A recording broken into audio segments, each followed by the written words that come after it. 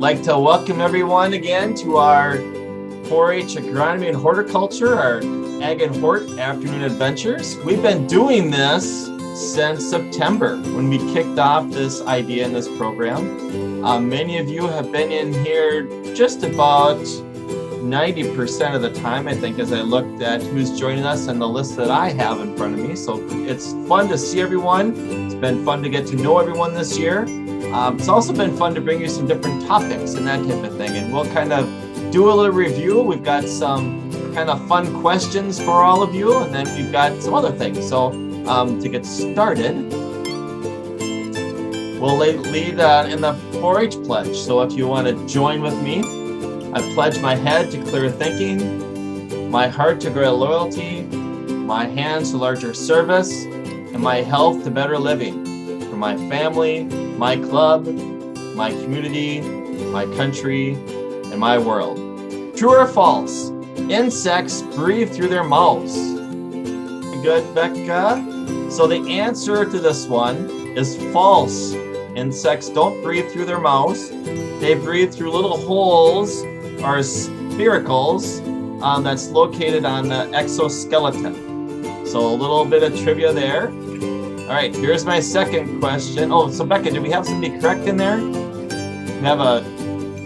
We did have some people say false. We did have some people get it right. About half of them, I'd say. About half? Okay. So there it is. Here's the next one. True or false? Pumpkins are 50% water. Gonna upset some people. It is false. Pumpkins are 90% water. That's a lot of water in that pumpkin, but pumpkin's kind of like an apple. An apple is about 92% water. The same thing with a pumpkin. The pumpkin is 90% water. All right. Don't give up yet. Here's question 3. Name one common house plant. I'm looking for one common house plant. Nice. So I did have an answer written down here. I was looking for one, but if you answered my answer correctly, you get an extra credit point. And so I did have spider plant. And just so you know, that's my answer. I did have a spider plant on there. So if you had that one, you get an extra point. Not that we're keeping points, but you get an extra point. Okay, and here's another one. See if you can get this one. What degrees should the soil be for corn to germinate? Holy moly, Ben's got his hand up fast again. That was a fast one. Okay, Ben, let's hear it. What is it? I think it's 50-ish. It is 50-ish. So then for an extra credit, how about soybeans? What does soybeans need to germinate? So we're looking at 54 for a soybean.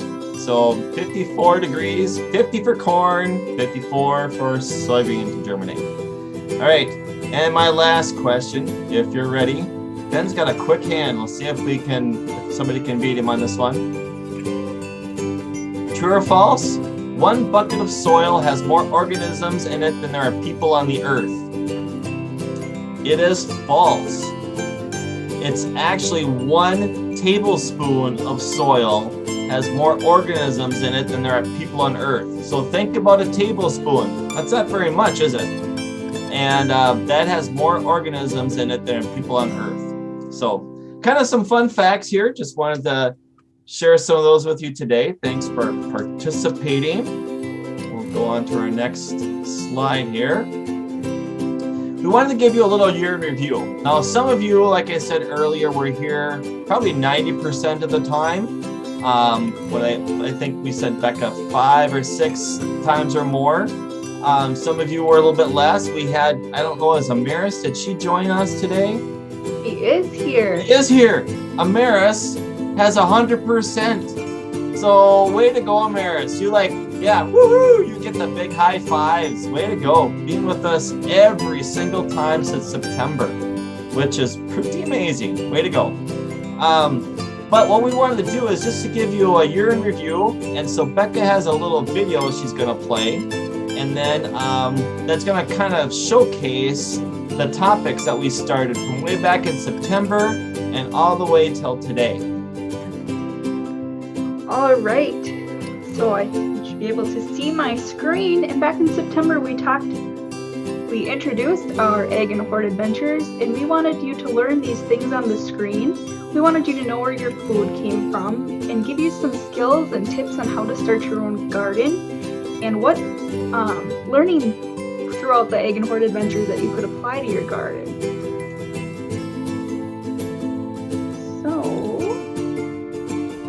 And then we all remember Brian's sweet potato vine. We got updates, and this was one of the challenges in September. The apple taste test.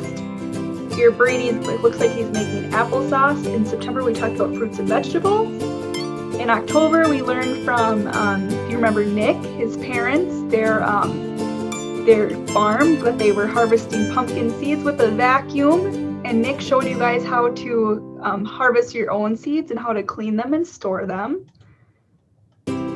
Jogging your memory here, and this was a shot from his family's farm, their pumpkin patch. There's a photo of cleaning the seeds, some pumpkin puree it looks like. There she's got her butternut squash stored in an envelope. And does anybody remember how you stored your seeds to keep them stored properly for great use? Brian, if you can tell me if people are remembering or want to unmute, you sure can.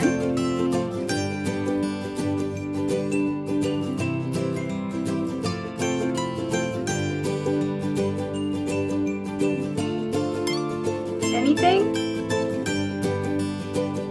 No. Did they need to be stored in a cool place or a warm place? We'll start with that. I see Ben mouthing cool, right? A cool place. What about wet or dry? Yep. Cool, very dark was another one that popped up. I think he's spelling out dry with his finger there in the air. Yep. A cool, dry place for optimal storage. Here we've got some watchers. Looks like they're coloring in a pumpkin while they were watching about the pumpkin farm. And there's Nick's parents, the Podals. And then in November, we talked about spring planting and what we needed to do to prepare the ground for that. And we learned from Jody, who was a soil scientist. And I remember Ben's hands getting real dirty with his soil sample. And she showed us about the different types of soils when you wetted your soil sample and made it into a ball and into a ribbon. Another challenge was understanding supply and demand. Oh, there's Ben in his soil sample stuck to his hand there. And then in December we talked about indoor plants, and we heard from Lori Rugg. Anyone know what kind of plant that is?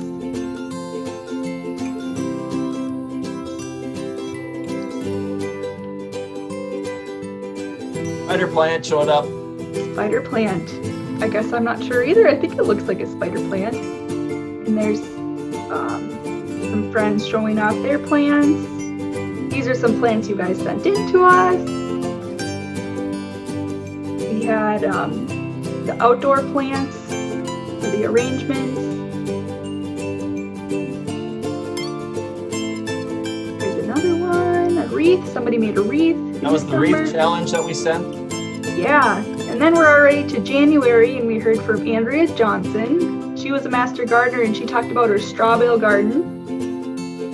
And she walked us through that.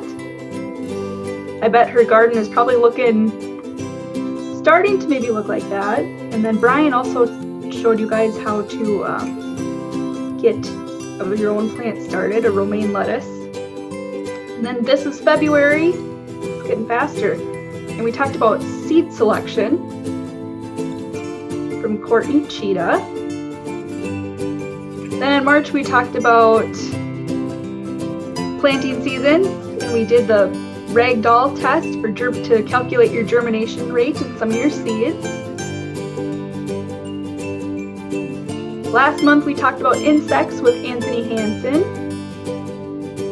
and he showed us all kinds of cool bugs and stuff.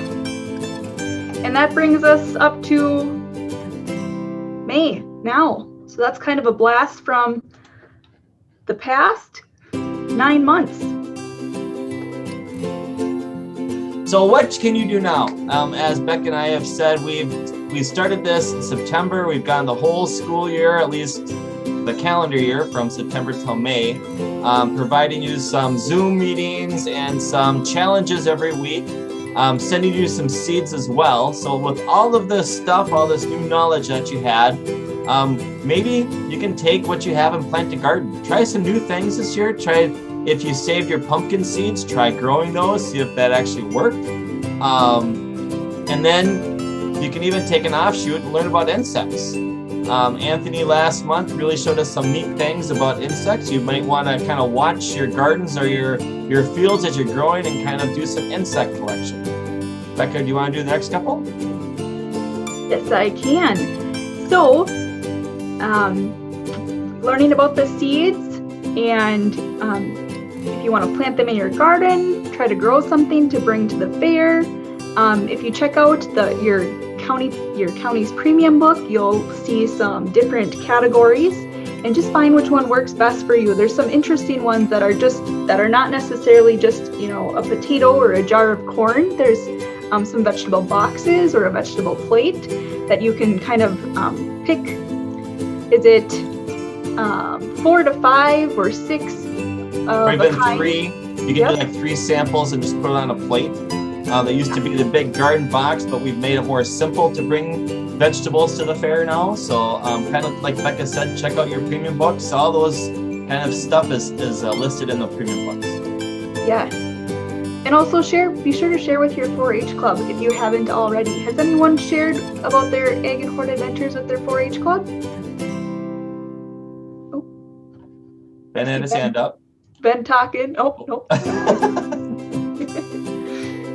Okay, see, the Heinz kids are going to try tomatillos this year. That sounds interesting. Not sure what those are. And then try to be a scientist, and you can do some experiments with some of the things that you planted. Maybe changing the soil. Try planting a couple of the same seeds in different types of soil and see what grows. Maybe try different amounts of water. Try water even during the day, if it's better in the morning or in the evening or right in the afternoon. Or you can even try, if you do something in a pot, try with some sunlight. Give it some sunlight, maybe not give it a lot of sunlight. Do some experiments and kind of see what happens with the plants. There's a lot that can really happen, and if you take those learnings, you can still take that to the fair. I think many times people think, oh, I need this really nice green pepper, this plate of 3 peppers to bring to the fair. Well, if it doesn't grow, you still learn something. So don't be afraid to bring whatever happened to your plant and bring that to the fair, just as much as that green pepper. So we want to hear from you. This is the first time we've tried something like this, where we did a monthly Zoom and then send challenges to you every week. So you can either take your phone or something and hover over this barcode, QR code, and it'll take you right to the survey. Or we will be sending it right to your emails, I think, if not today, tomorrow right away. So take some time and let us know what you learned, what you liked, what you didn't like, because our hope is to do this similar thing next year, starting again in September.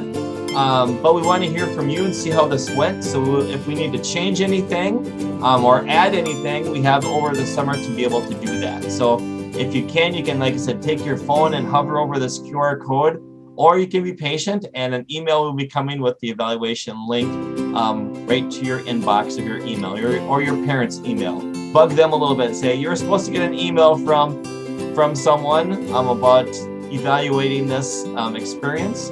And hopefully they'll let you see that link.